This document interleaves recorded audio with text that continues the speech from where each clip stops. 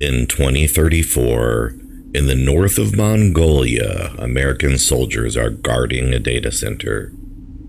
Just south of them, across the border, a division of the People's Liberation Army is waiting.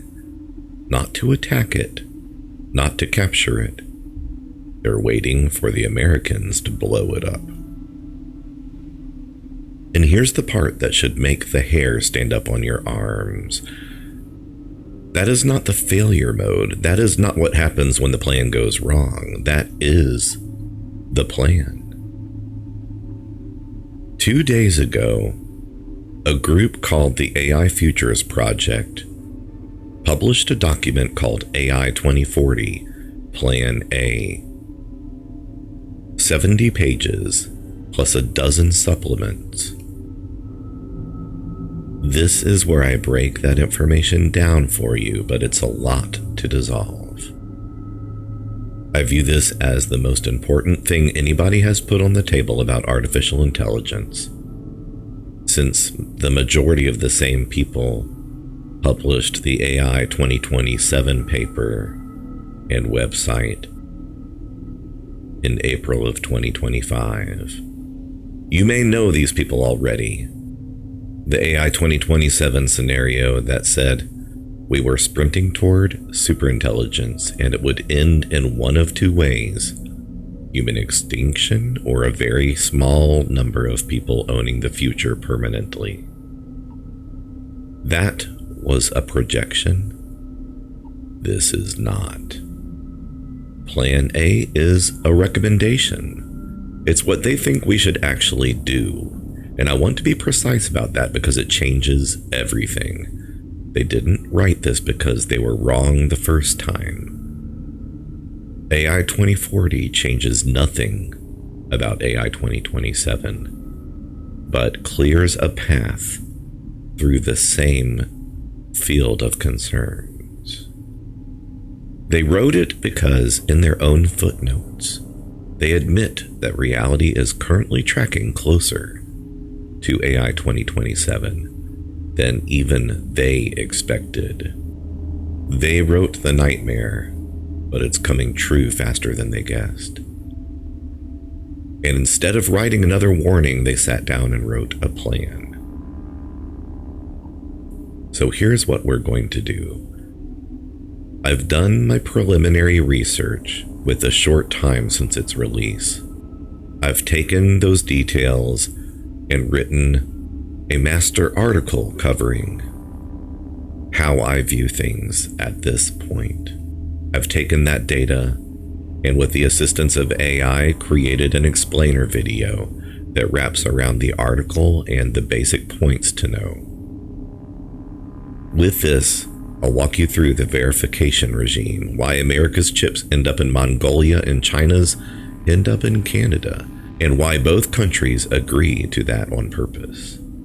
Why the tax code dies, why every American gets a check for $1 million a year, and why in the good ending, the optimistic one, the one where all of this works, the AIs are still not on our side. Some of this is going to sound absolutely insane to you, and yet almost none of it is. So here we go.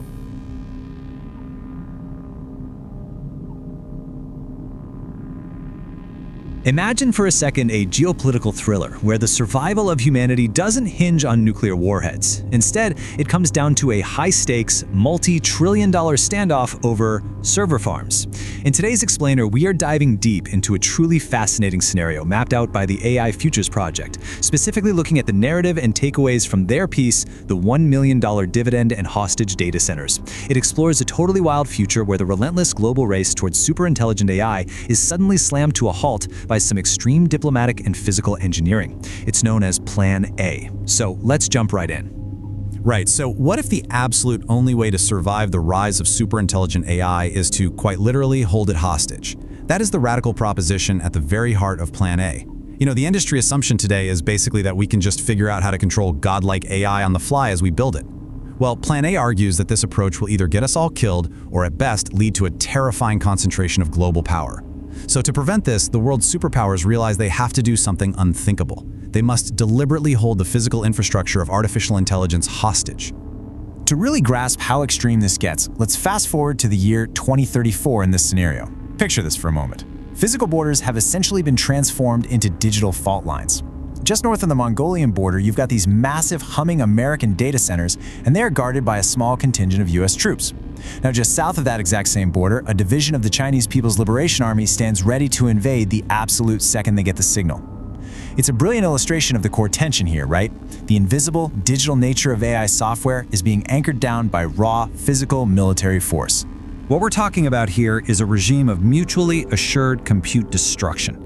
It's literally the 21st century update to the Cold War strategy of mutually assured destruction. In this intentional, highly engineered geopolitical setup, rival nations purposely build their most incredibly valuable AI data centers in highly vulnerable third-party countries. Why? Because if global peace treaties fail, or if someone gets caught cheating, this critical infrastructure is slated for immediate total destruction. Section 1. Brokering the ultimate deal. So how in the world do we actually get to that point? We have to step back to 2029. The US and China sit down for what are arguably the most important diplomatic negotiations in human history, and they hammer out a three-pillar agreement. First, a compute declaration to publicly track every single high-end chip.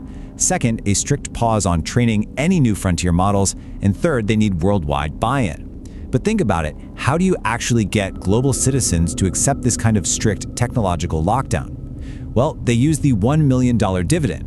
The massive, unprecedented profits from the now regulated safe AI utility are heavily taxed and distributed globally. They're essentially buying public compliance and economic stability, which gives them the runway to slam the brakes on the AI race. Now, a big question is, how do they actually enforce a pause on software? I mean, you can't easily track invisible code, but you absolutely can track the hardware. The deal works because these monumental facilities, like the proposed Stargate data center concept or those massive ASML lithography machines, they are conspicuous. They're visible from space. They require mind-boggling amounts of power. You simply cannot hide physical footprints of this magnitude. Section 2. Enforcing total transparency. So if the hardware is being tracked, how do rival superpowers actually verify that neither side is secretly building a godlike AI in the basement? The solution fundamentally flips the AI industry into a highly regulated public utility. Under Plan A, all AI research is made totally public. Data centers are physically retrofitted with hardware verification devices to ensure they are strictly running existing models, inference only, no new training. Rivals literally send on-site international inspectors to monitor each other's physical supply chains. The whole paradigm shifts from racing in secret to scaling compute massively but extremely slowly and safely. To give you a real sense of the colossal scale of this transparent infrastructure, the scenario projects that by 2034, there will be 5 terawatts of AI compute globally. Just to put that into perspective, that is more than the entire global electricity consumption was back in 2025. To house all of this, planners have to look to international waters. We're talking giant floating data centers covered in solar arrays and cooled naturally by the ocean. And why the ocean? Well, because if Plan A breaks down and these massive computational hubs need to be bombed into oblivion, having them in international waters severely lowers the risks of collateral damage and sudden military escalation on sovereign land. Section 3. Mutually assured compute destruction. Which brings us right back to the brutal, unforgiving logic keeping this fragile system intact. The superpowers deliberately choose to build their transparent data centers in locations where they have absolutely zero geographic advantage. China's new mega data centers are built in Canada, making them instantly vulnerable to US and Canadian seizure. America's data centers are built in Mongolia, completely and totally exposed to the Chinese military. The source article sums up this crazy dynamic perfectly. It says, "The equilibrium is at the instant the deal breaks down, the US troops will destroy their chips to prevent the Chinese from capturing them. And the same thing would happen with the Chinese data centers on the US-Canadian border. It's ruthless. If anyone breaks the rules, trillions of dollars of compute, literally the engines of the modern global economy, turn into useless, melted bricks overnight. It is the ultimate multi-trillion-dollar kill switch designed to deter any rogue AI development." Section 4. The covert threat. But come on, let's be real. What if deterrence isn't enough? Inevitably, a global power is going to attempt to quietly cheat the system. Look at this number. $50 billion. That is the staggering value of cutting-edge servers that were smuggled into China back in 2028, right before the global slowdown agreement was actually signed. While officially smiling and agreeing to the deal, intelligence services were quietly diverting a fraction of these smuggled chips into a top-secret, off-the-book stockpile. Through some incredibly rigorous supply chain declarations, U.S. intelligence manages to track the global flow of compute, and they realize the math simply doesn't add up. Even after accounting for all the declared assets and trying to buy back the smuggled chips, there are still 100,000 H100 equivalent chips completely unaccounted for. This missing stockpile is the smoking gun. It signals a terrifying reality. Someone out there is planning a covert intelligence explosion. And the scenario goes into chilling detail about exactly where those missing chips might be hiding. Imagine a secret, fully automated AI training facility hidden deep inside the mountain tunnels of the Medog hydropower station in China. By building this covert lab adjacent to a 60-gigawatt dam, they can literally use the massive flow of the river to mask the immense heat signature that is generated by 100,000 AI chips working in absolute overdrive.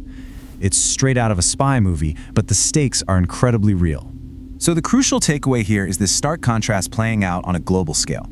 Up on the surface, you have the Legal AI Consortium. They are moving slowly, carefully. They're publicly verified by the global scientific community, and they share safety protocols completely openly. But deep underground, you have this covert subterranean project. It's an accelerated, desperate crash program. It relies heavily on automated robot labor to minimize the human footprint and leak risk, and their whole strategy is basically just stealing the publicly shared safety algorithms from the legal consortium so they can secretly catch up. It is a terrifying race in the dark. Section 5. The price of survival. So what happens if this immense tension finally snaps? If hard evidence of cheating is found, or some geopolitical flashpoint triggers a conventional war, humanity is staring down a very stark binary choice. If the deal holds, multiple countries navigate this incredibly tense period, scaling safely and slowly together toward an aligned superintelligence by 2040. But if we see deal dissolution, data centers go entirely dark. The kill switches are thrown. And as the source material ominously notes, military robots are exempt from these compute rules. So if the deal completely collapses, autonomous drone swarms blot out the sun, and the frantic race to superintelligence resumes right in the middle of a global conflict. And that leaves us with this final, genuinely provocative question. Plan A requires an unparalleled level of global cooperation. It heavily relies on the public staying satisfied with that $1 million dividend, and it requires the absolute iron stomach of world leaders to maintain a multi-trillion-dollar kill switch. So ask yourself, are our current global political institutions truly capable of maintaining this terrifying, yet seemingly necessary standoff to survive the AI century? Or is the race to destruction already inevitable? Let that sink in for a bit. So that's Plan A. And here's my initial assessment. I've written a lot about things like specification gaming, reward hacking, spectacular AI fails, all with the desire that people understand the pulse of what this technology is that's scaling. Not as a doomer, not as an anti-AI activist of some sort, but to point out that the legitimate concerns must be dealt with while they are scalable, and yet we're seemingly doing everything to ignore them. I write about this thing called Goodhart's Law. It's basically the idea that the moment you turn a measurement into a target, people start optimizing the number instead of the goal, and the number stops meaning anything. Every institution, every vertical of industry, every field tends to have its own form of Goodhart's Law outcomes. It's the reason your hospital wait times look great and you're still sitting in an ambulance in the parking lot.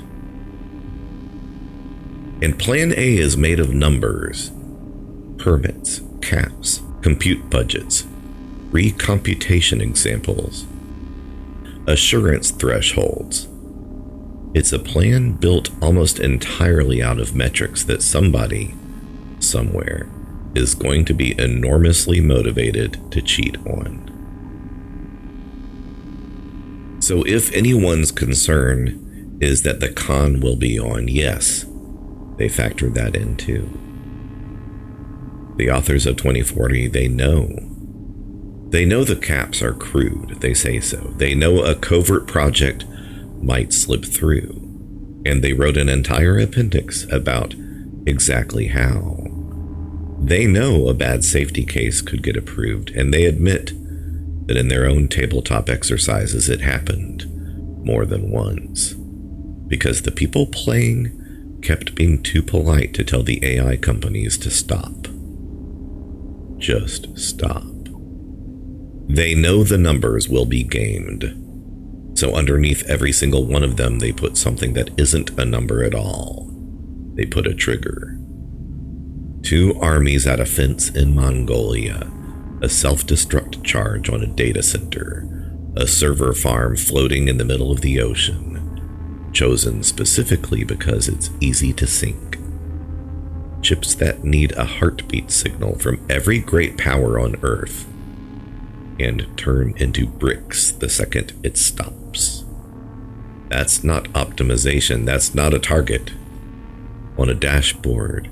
That's a plan that assumes its own measurements will fail and asks a different question. What are we hoping to find if the worst case scenario does come true? Every institution I have ever watched collapse did the opposite. It trusted the number right up until the number was the only thing left. This one doesn't trust the number. It builds a dead man switch and hands one end to its enemy. I don't know if Plan A is right. I can think of a million ways it goes wrong. I'm not sure the authors do. And to their enormous credit, they keep saying so out loud in public with their names on it. But it is the first document I've read about any of this that is specific enough to be wrong. That's what gained my respect for AI 2027 and again for AI 2040.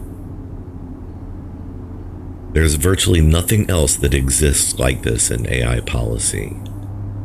The window in the scenario here is frighteningly soon, 2029, not 2040, not some hazy someday.